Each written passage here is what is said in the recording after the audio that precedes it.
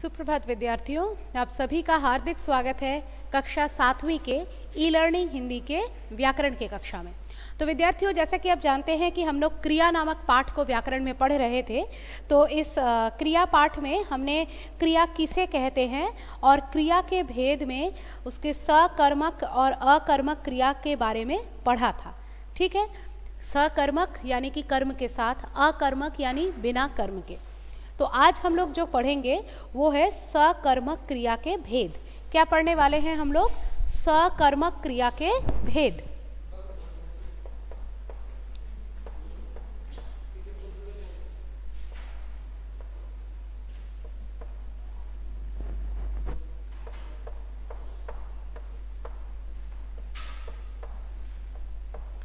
सकर्मक क्रिया के भेद।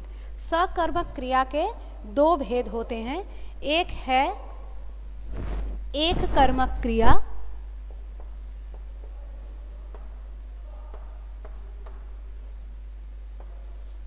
एक है एक कर्मक क्रिया और दूसरा है द्विकर्मक क्रिया। एक कर्मक और द्विकर्मक। ठीक है, एक कर्मक और द्विकर्मक, ये है हमारे सकर्मक क्रिया के दो भेद। एक कर्मक, जहाँ जैसा कि नाम से ही पता चल रहा है, यहाँ पर कर्म की संख्या कितनी है? एक। तो जिन सकर्मक क्रियाओं में केवल एक ही कर्म होता है, ठीक है, केवल एक ही कर्म होता है, उसे एक कर्मक क्रिया कहते हैं। जैसे कि रिया पौधा लगा रही है।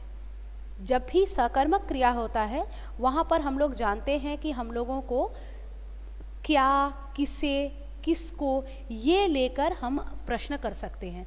अगर इन प्रश्नों के हमको सटीक उत्तर मिल रहे हैं तो वहाँ पर सकर्मक क्रिया है, और अगर इन प्रश्नों के उत्तर नहीं मिल रहे हैं तो वहाँ पर अकर्मक क्रिया है। क्या प्रश्न कर सकते हैं? क्या, किसे और किसको। तो देखिए, रिया पौधा लगा रही है।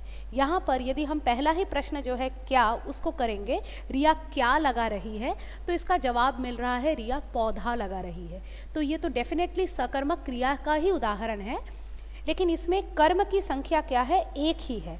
ठीक है, पौधा एक ही कर्म है, इसलिए यहाँ पर जो है एक कर्मक क्रिया है। तो जिस सकर्मक क्रिया का केवल एक ही कर्म होता है वह एक कर्मक क्रिया कहलाता है। इसी तरह से द्विकर्मक क्रिया। द्विकर्मक क्रिया अर्थात दो कर्मों से युक्त। द्विकर्मक क्रिया में दो कर्म होते हैं। जिन क्रियाओं में दो कर्म पाए जाते हैं वहाँ द्विकर्मक क्रिया होती है। ठीक है, जैसे कुलदीप ने भाई को पुस्तक दी। कुलदीप ने भाई को पुस्तक दी, तो किसे का जवाब क्या मिल रहा है? भाई को। क्या का जवाब क्या मिल रहा है? पुस्तक। तो यहाँ तो सकर्मक तो डेफिनेट है, साथ में क्या है? दो दो कर्म है। एक है भाई को और दूसरा है पुस्तक दी। तो यहाँ पर भाई और पुस्तक दो कर्म होने के कारण यहाँ पर जो है द्विकर्मक क्रिया है। उम्मीद है ये इतना आपको समझ में आया होगा। आगे हम लोग पढ़ेंगे अकर्मक क्रिया। अब अकर्मक क्रिया तो मैं इनको पढ़ाते हुए आप लोगों को बता ही चुकी हूँ। इन प्रश्नों के उत्तर हमको सटीक नहीं मिलते हैं। ठीक है, वहाँ पर जो है हमारा क्या होता है? अकर्मक क्रिया। जैसे आकाश में पक्षी उड़ रहे हैं। आकाश में पक्षी क्या रहे हैं, किसे रहे हैं, किसको रहे हैं, इन प्रश्नों के उत्तर नहीं मिल रहे हैं, तो फिर यहाँ पर अकर्मक क्रिया है। इसी तरह से तैरना, कूदना, सोना, ठहरना, उछलना इत्यादि सारे क्रिया ही अकर्मक क्रिया है। ठीक है, इसके बाद हम लोग जिस चीज़ को जानेंगे वो है रचना के आधार पर क्रिया के भेद। चलिए देखते हैं क्या है ये।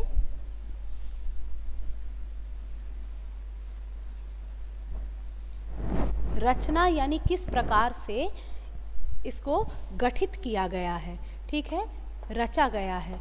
रचना के आधार पर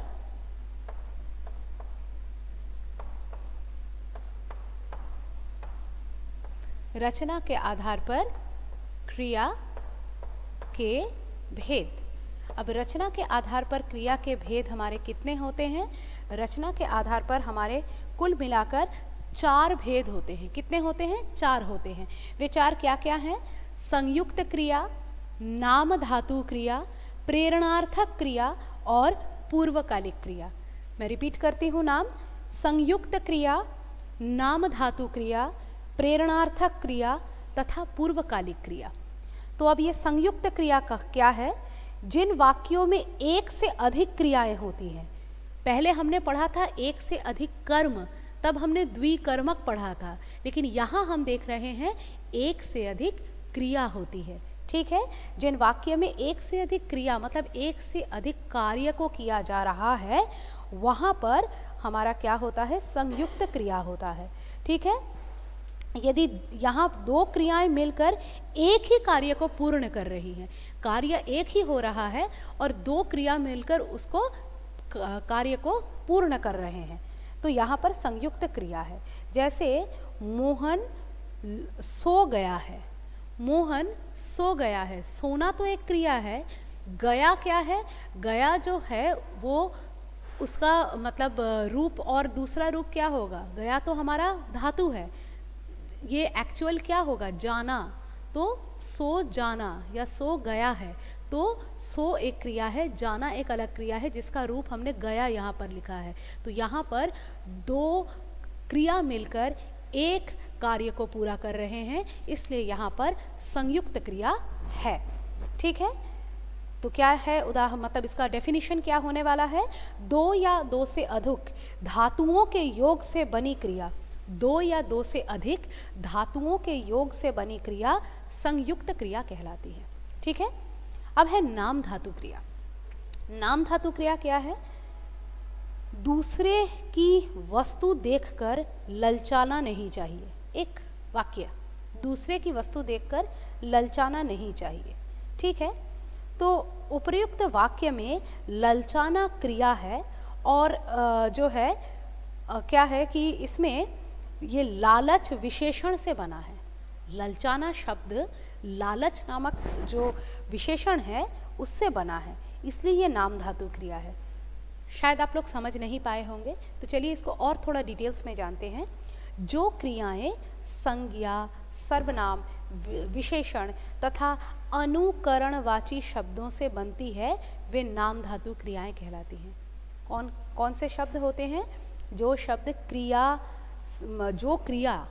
जो क्रियाएं संज्ञा से बनती हैं, सर्वनाम से बनती हैं, विशेषण से बनती है, और अनुकरणवाची शब्द, जैसे हम लोग कहते हैं ना कि खाना वाना खा लिया, तो ये वाना क्या है? ये ऐसा कोई शब्द तो होता नहीं है, ये अनुकरणवाची शब्द है।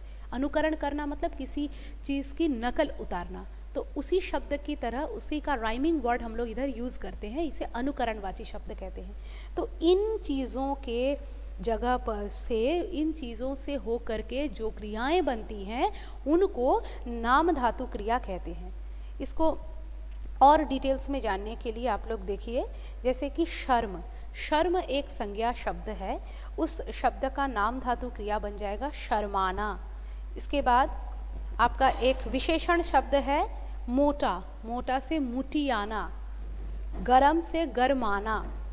अनुकरणवाची शब्द जैसे थप थप, थप थप से थप थपाना।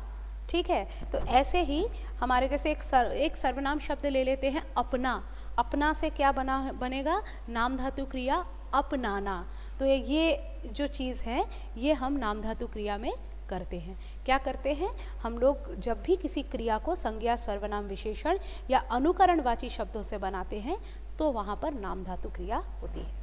ठीक है, इसके बाद हम लोग जो है प्रेरणार्थक क्रिया और पूर्वकालिक क्रिया को पढ़कर अगले दिन जो है इस कक्षा को समापन करेंगे। तब तक मैंने जहाँ तक पढ़ाया आप लोग इसको देख कर के रखिए, और यदि कोई दिक्कत आती है तो आप मुझे ई पोर्टल पर ज़रूर बताएं। तब तक के लिए धन्यवाद।